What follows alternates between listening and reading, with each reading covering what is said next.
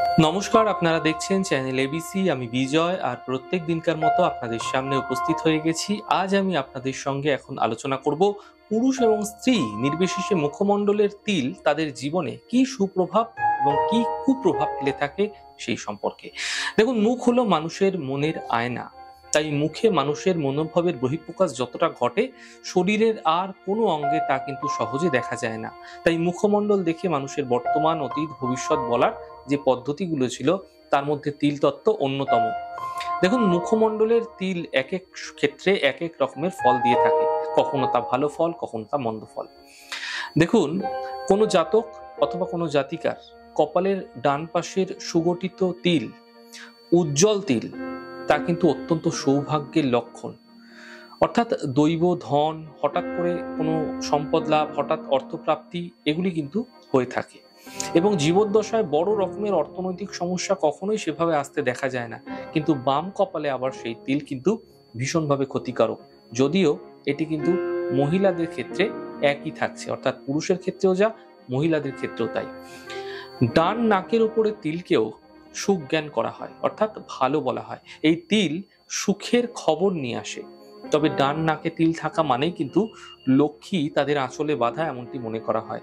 কিন্তু বাম নাকের তিল দুর্ভাগ্যের কারণ হয়ে থাকে। মেয়েদের ক্ষেত্রে এই ফলটা কিন্তু সম্পূর্ণ উল্টো হতে পারে। অর্থাৎ ছেলেদের ক্ষেত্রে যেরকম ডান নাকে তিল ভালো, মেয়েদের ক্ষেত্রে বাম নাকে ভালো।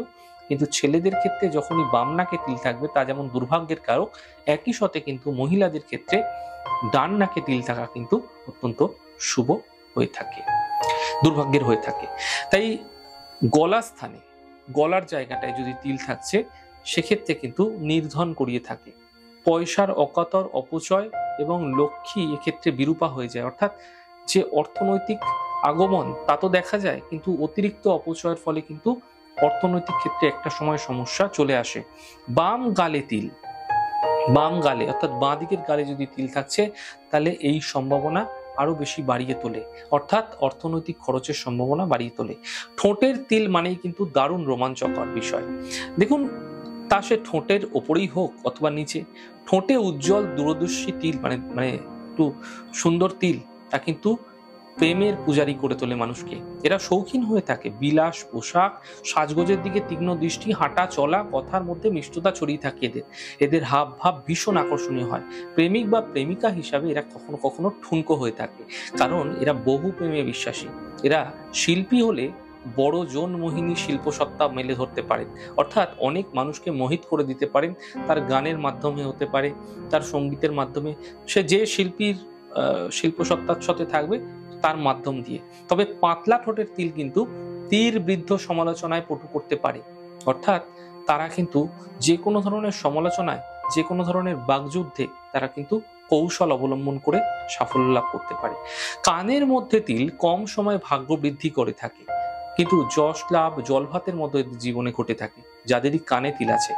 মেয়েদের বাম কান ও ছেলেদের ডান কান এই ফলে শ্রী বাড়ায়। অর্থাৎ মেয়েদের ক্ষেত্রে বাঁ দিকের কানে তিল ভালো, ছেলেদের ক্ষেত্রে ডান দিকের কানে তিল ভালো। কানের তিল কখনো কখনো বড় কুফলও কিন্তু ঘটিয়ে থাকে, তা হচ্ছে বধিরতা, অর্থাৎ কানে শুনতে না পাওয়া। জীবনের বিশেষ সময়ে এদের বধিরতা কিন্তু কানে এবং বধিরতা নিয়েও যেরকম ভুগতে হয়, একই সাথে কান সম্বন্ধীয় কিছু সমস্যায় তাদের ভুগতে দেখা যায়। চিবুকে তিল, যদি চিবুকে তিল থাকছে তাহলে সুখী, মানি ও চপল প্রকৃতির করে তোলে।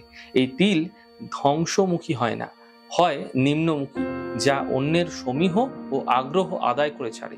যেটা মনে করে সেটা কিন্তু এরা করে ছাড়ে, এবং সেটা কোনো ছলে বলে কৌশলে হলেও করে ছাড়ে। চিবুক ও ঠোঁটের মাঝখানে যদি তিল থাকছে, তাহলে হাজার করেও কিন্তু বদনাম জাতীয় সমস্যা সহ মেদ এদের বৃদ্ধি পেতেই থাকে। এরা পরিবারের জন্য যত খুশি করুক না কেন, এরা কিন্তু জীবনে মান সম্মান এদের হানি হয়ে থাকে, এদের বদনামের ভাগিদার এরা হয়ে থাকে। এবং এদের জীবনে দেখা যায় মেয়েদের কারণে, চর্বির কারণে, অতিরিক্ত মেয়েদের কারণে কিন্তু শরীর ধীরে ধীরে ভারী হয়ে যায়। এরা অহং সর্বস্ব কখনো কখনো হয়ে থাকে। চোখের মধ্যস্থল বাদ দিয়ে চোখের সংলগ্ন জায়গায় যদি তিল থাকছে, তাহলেই বুঝতে হবে যে তিনি কিন্তু গভীর অধ্যাবসায়ের মধ্যে দিয়ে জীবন কাটান। অর্থাৎ তিনি কিন্তু যে কোনো জিনিস একটা প্র্যাকটিসের মধ্যে রাখেন, যে কোনো জিনিসের মধ্যে কিন্তু একটা প্র্যাকটিস এবং দক্ষতা নিয়ে আসার চেষ্টা করেন। এরা সুপাঠক হয়, জ্ঞানী হয়, জ্ঞানভিক্ষু হয়।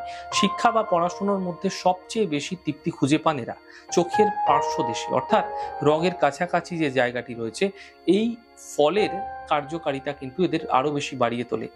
মেয়েদের বাম চোখের পাশের তিল বেশি ক্রিয়াশীল হয়, পুরুষদের ক্ষেত্রে ডান চোখের তিল বেশি ক্রিয়াশীল হয়। দেখুন, চোখ পার্শ্ববর্তী অঞ্চলে তিলের কুফলও রয়েছে। এইরূপ তিল থাকা মানুষরা হঠাৎ দুর্ঘটনা এবং অপঘাতে মৃত্যু কিন্তু বরণ করে থাকেন। তাই একদিকে যেমন সুফল রয়েছে, একদিকে কুফলও কিন্তু রয়েছে।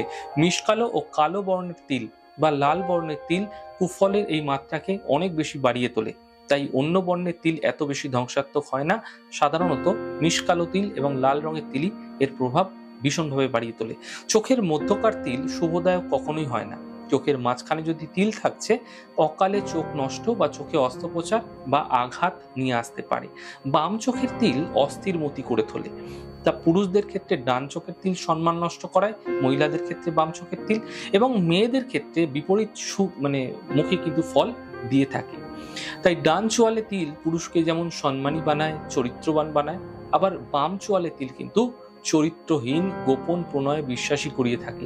এদের জীবনে একাধিক সম্পর্ক একই সাথে থাকতে দেখা যায়। তাই মানসিক প্রশান্তি থাকে না এদের মধ্যে। সর্বদা মন চঞ্চল এবং অস্থির থাকে। উদ্বেগের সঙ্গে সর্বদাই কিন্তু এরা লড়াই করতে থাকে। মেয়েদের ক্ষেত্রে এই তিলের ফল বিপরীত হয়ে থাকে। তাহলে আজকে জানলাম কোনো পুরুষ এবং কোনো স্ত্রীর মুখমণ্ডলে কোন স্থানে কোন তিল কি প্রভাব দিয়ে থাকে, এবং কোন তিল শুভ ফল, কোন তিল অশুভ ফল দিয়ে থাকে সেই সম্পর্কে। আমাদের আলোচনা যদি আপনাদের ভালো লাগছে, সেক্ষেত্রে লাইক করতে, কমেন্ট করতে, সাবস্ক্রাইব এবং শেয়ার করতে বন্ধুদের সঙ্গে ভুলবেন না। অনেক ভালো, সুন্দর, সুস্থ থাকুন। আগামী পর্বে দেখা হবে।